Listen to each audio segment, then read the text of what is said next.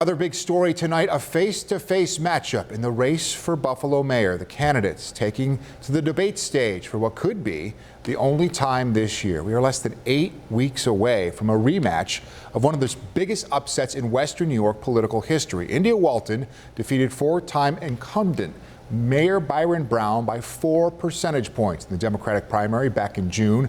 Brown running again as a write-in candidate, but is also fighting to get his name back on the ballot. Natalie Fahmy was at tonight's debate at the Merriweather Library. Natalie, the candidates not afraid to go after each other tonight on the issues. Jeff, tensions certainly were high at the debate tonight. An array of topics were covered, from climate change to crime to taxes. My life has not been much different than a typical person who grew up on the east side of Buffalo. I've survived poverty, abuse, and trauma, and that's why I'm running for mayor. I have had the honor and privilege of serving the residents of Buffalo as your mayor. Together, we have worked to build a city. Crime and violence in the city of Buffalo was top of mind at Thursday night's debate. Mayor Byron Brown says the rise in crime these past 2 years can be attributed to the pandemic. We have a gun problem in this nation.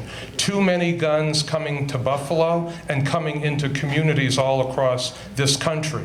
India Walton says improving the community can help bring the crime rate down. Why are there still streets that are not well lit?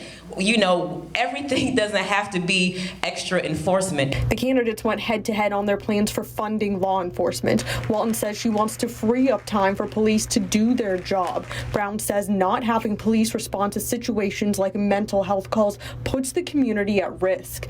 Of the 4 candidates running for mayor, Walton was the only to say she will increase taxes. Unfortunately, we're going to have to look at a modest incremental tax increase in order to balance our books. Mayor Brown says he has either held the line on taxes or cut them. He says her tax hike is not modest. In fact, she said in an interview that she's going to raise taxes by 3%. 3% is not a modest tax increase. Both candidates agree that they want to be sure Black and brown communities can participate in the marijuana industry once it comes to Buffalo, and they both say tackling climate change is a priority. We are going to make sure that green jobs and green energy are a priority in our administration. Recycling is now at the highest level in the history of the city of Buffalo. Brown was the only candidate to make himself available for comment after the debate. I feel very good about the debate. Got my opponent, Ms. Walton, to admit that she's going to raise taxes by 3%. And right now, there's no official plan for another debate ahead of the election in November, but Mayor Brown says he would make himself available. Live from the newsroom, Natalie Fahmy, 7 Eyewitness News. Byron Brown, India Walton getting most of the attention in the mayoral race, but there are 2 other men who also want your vote on November 2nd. Jazz Miles is a Republican and a business owner. He runs a fast food restaurant in Buffalo and has been involved in politics. He ran against Assembly Speaker Crystal Peoples-Stokes last year. Miles repeatedly went after Mayor Brown on crime in the Queen City. I'm not going to give a bunch of garble about what I've done if we're on the Forbes list of the top 10 most dangerous cities as of 2019. There's no escaping that. Top 10 most dangerous cities, Buffalo, New York, 2019, and still no explanation of how we got there. Buffalo was on the Forbes list of most dangerous cities in 2012. The report from 2019 was not available. Buffalo did not appear on USA Today's list of the 25 most dangerous cities from 2019.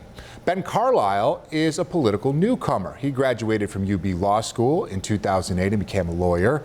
Carlisle was a registered Democrat for almost 20 years, but he quit the party last year, he says, because of the response to civil rights cases across the country.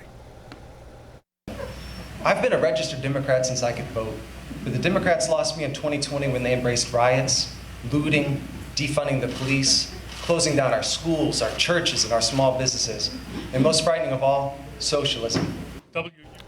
Carlisle says he is not sure if he'll become a member of another political party. So we know the candidates are in the race and who they are for Buffalo mayor, but we still do not yet know what the ballot will look like when you go to vote in November. The Erie County Board of Elections voted to not certify the ballot until the legal matter can be decided in court. Yesterday, an appeals court judge ruled to place a stay on another court decisions to allow Byron Brown to put his name on the ballot.